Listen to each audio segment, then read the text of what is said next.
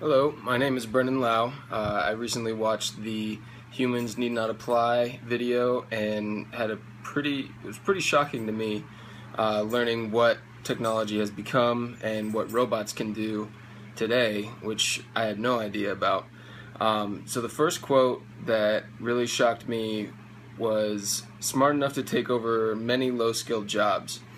This quote was referring to a robot named Baxter who could actually watch people perform tasks and end up performing them himself, which showed that this robot could take over low-skilled jobs like making coffee or a cashier or even like bartenders, which would put like millions of people out of jobs. So something like this I could not agree with. Just the issues that people would end up coming to, losing their jobs and everything. My next quote was, self-driving cars are better than humans because they are.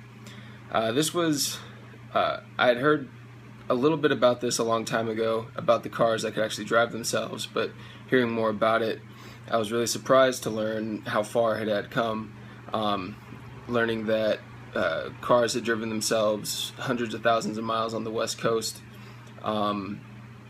and how they weren't necessarily perfect, but they could drive better than humans can, which was something that I think would be a good idea for us to get into, because I was recently in my first accident, and it was because of a girl was driving too fast and not paying attention, driving in a parking lot. I was going about 35 miles an hour in a parking lot and slammed into the back of me. And ever since then I've been way more cautious and a lot less trusting of other drivers. So knowing that, robots could drive a lot safer than we can was really surprising. Another quote was, bots have learned the market and bots have learned to write. And this was something that I kind of figured was, more of a thing that was more obvious to me. That, these bots can run numbers a lot better than humans can. But just knowing that these robots could end up taking desk jobs, which, would be millions more people who would be out of jobs and cause a lot more issues. And I kind of thought that this would, start a weird connection between upper and lower classes and the way we live, and how they interact with each other.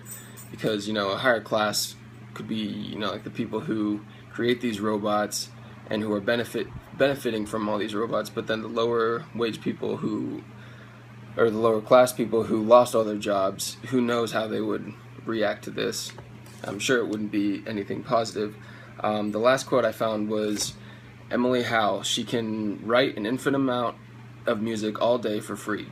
Now this was the most shocking to me because at the beginning of this section of the video, the narrator explained how maybe if you think you're the creative or the unique individual and you're not affected by this, then you'll still be surprised, because Emily Howell is a robot who is writing symphonies, and when she was compared to humans who wrote symphonies, people actually couldn't tell the difference, which was really surprising to me.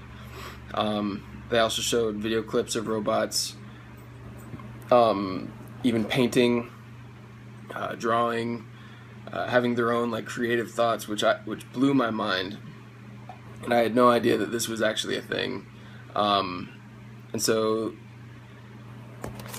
this led me to questions that I started to think about after this video. And one of my main ones was, if bots can do everything that we can do and possibly even do it better, then what will happen to humans? Would our population drastically decrease because the less demand for people to do jobs, the fact that we don't have the jobs, the fact that it'd be harder for people to live if they can't have the minimum wage jobs that they had before. Another question was, what will our purpose be if robots can do everything that we can do? It made me think of the movie WALL-E, where the human race ended up living only leisurely lives, and got extremely overweight because robots were doing everything for them. And I don't necessarily want to see our world come to that. My last question that I came up with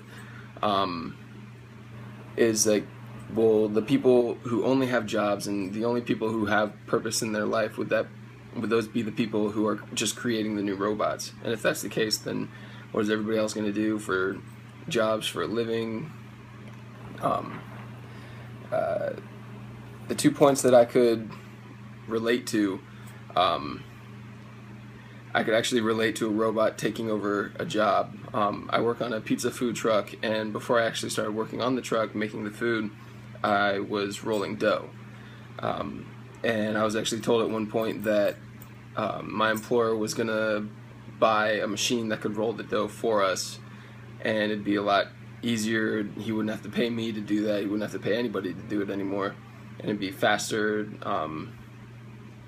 We wouldn't have to worry about, me coming in at a scheduled time, making sure that I could come in and do it. But that still hasn't actually happened, but who knows if it actually will. And then the last thing I could relate to, or I started to think about, was they never mentioned teachers or robots teaching people how to do things. And I was hoping that I could be a high school teacher after I graduate, and if not, eventually work my way into becoming a professor. But seeing how much robots can already do, it concerned me. And people could just program robots to teach certain ideas, to teach math or to talk about books or whatnot. So even it seems like everybody's job is at risk with the idea of these robots learning so much and taking over jobs. So I'm scared about it.